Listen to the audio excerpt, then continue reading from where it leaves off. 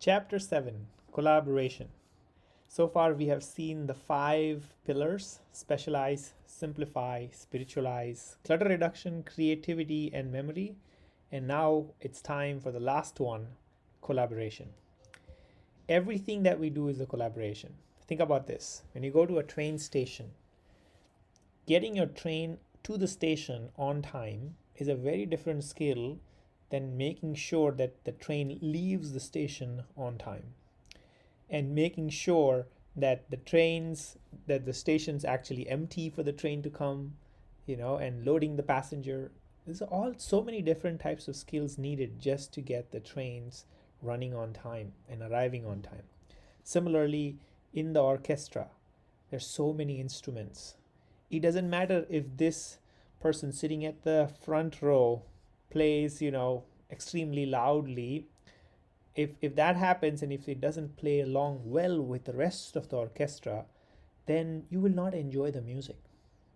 Music happens when they all collaborate. When there is diversity in instruments, if you see there are different kinds of people, they're all doing their best on what they can do best. They are all specialized in their area, but then they come together. And that's where music happens. If there's just one player playing, they could play their best, but it's nowhere close to when you listen to the orchestra of music. Similarly, if you are working alone, you can do your best. But now, if you're working with 10 different people who are 10 different specialists and you are your own specialist, that is music. That output is musical. You will create something very powerful as a team together. The sum of parts will be much more than if you individually add them up, right? So it's the same analogy, right? Even for like building software, today in my team, when we have to build software, there are different kinds of people. There are people who are specialized in design, people who are specialized in knowing the product, like how does this product work. They know about like intricacies of different types of product. Designers know about different details as to how to design it for the web, for the mobile experience. So there's so many expertise that come together. Different people. Engineering, it's a completely different skill set. So how do you build it? How do you make the software run on a computer for thousands and thousands of machines running it? So engineering is a special skill. So an engineer can't really build a product as a product market fit person could do, right? Similarly, operations. How do you make sure that the computers run and then they run completely for all the periods of time, and then they're available all the time? Operations is the skill. Marketing. How do you make sure that thousands and thousands of people get access to your new product, right? So finance. How do you make sure that the product that you're building is profitable? Balance sheets is healthy, right? Income statement is in a positive territory. There's so many skills needed just to build a simple software company. So each of these people need to come together, and there's got to be that role of that leader. There's a huge role of the leader to build in collaboration. And collaboration is when the leader can inspire a team to work together towards a common goal. And all of those people would have their own special skills, right? Like the orchestra. If you see the orchestra, there's this person in the front who's actually directing everyone. That is the vision of the great leader. They can make everyone collaborate and produce music like the orchestra. Similarly, a great leader, to facilitate collaboration, does things uniquely.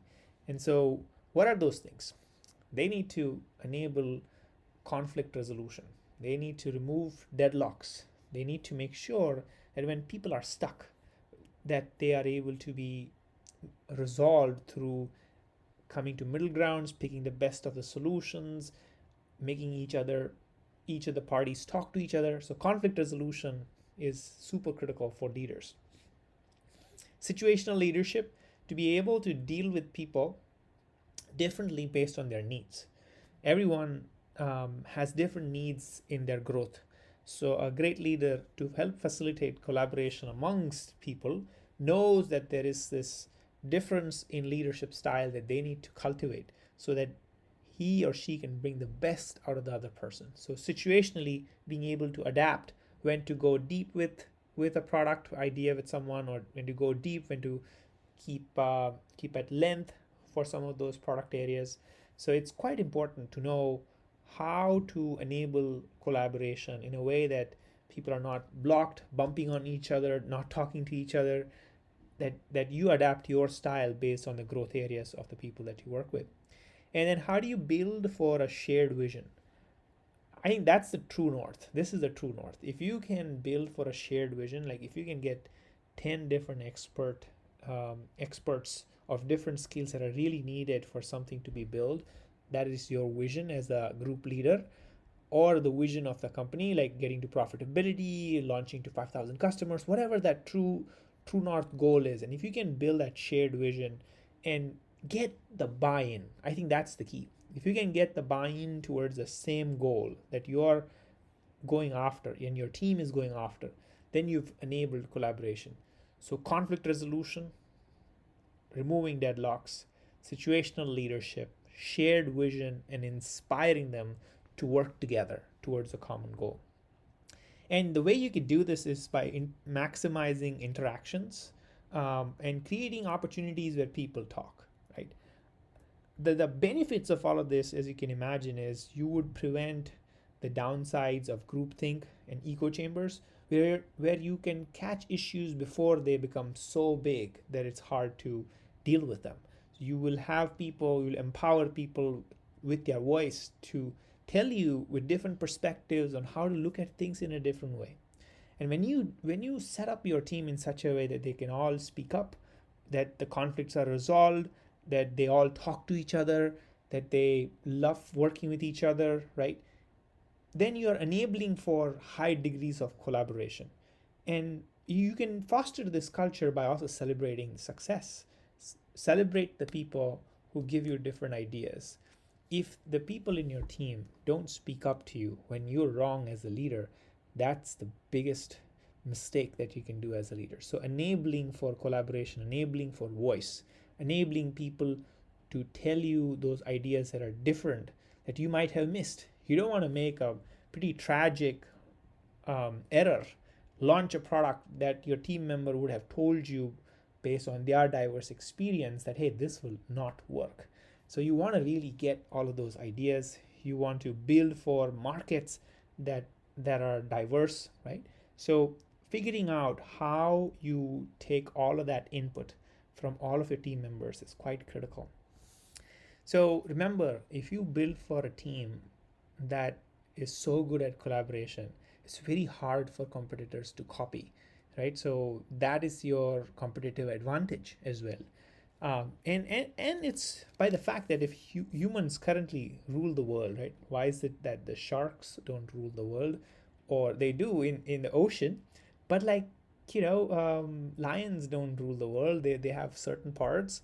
Humans can collaborate. Humans can, I am an engineer.